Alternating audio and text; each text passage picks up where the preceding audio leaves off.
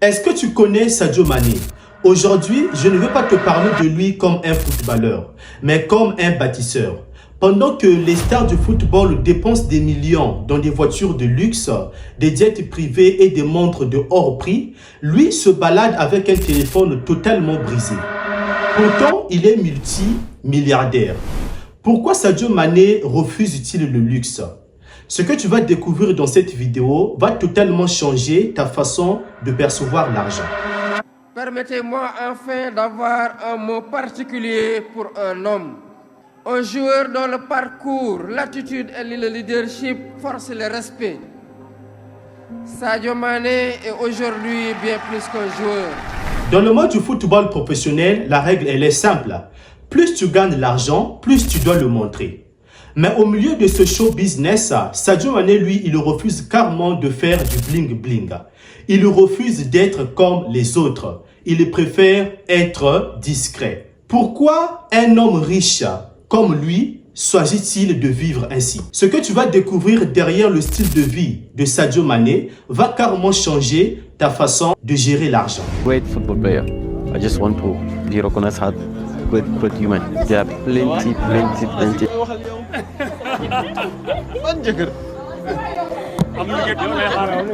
Merci.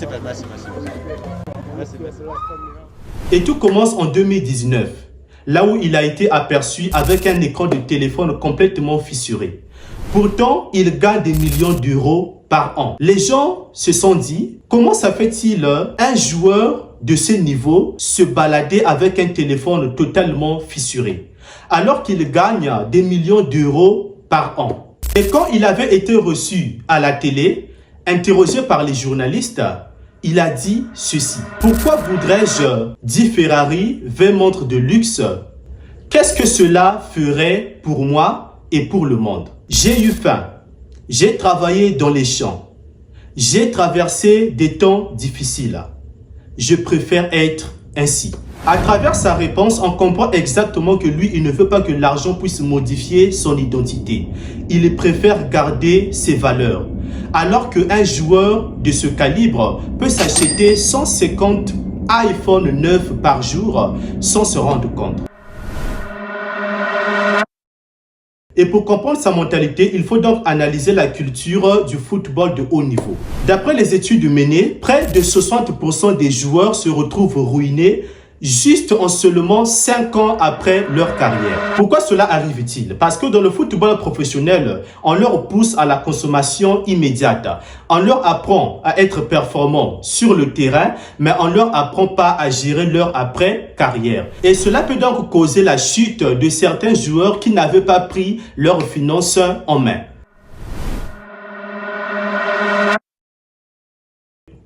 Et Sadio Mané, lui, il applique donc la discipline du sport dans ses finances. Parce que dans le football, si tu te relâches, tu perds ta place. Et dans les finances, c'est pareil. Et vous allez alors vous demander, où va donc son argent? Je viens d'un petit village du Sénégal qui s'appelle Bambali.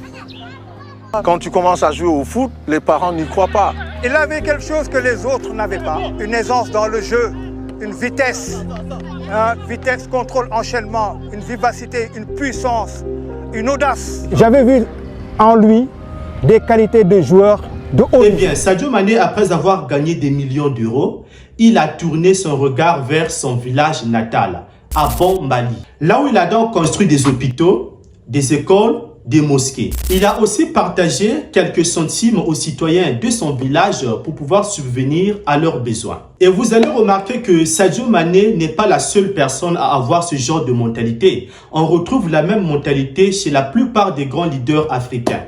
À l'exemple d'Aliko Dangote, qui lui déjà se fait voir par rapport à ses accomplissements. C'est de là que vous comprenez que lorsque on vient d'un milieu pauvre, la façon de percevoir l'argent peut totalement changer. L'argent l'a rendu riche, mais pas arrogant.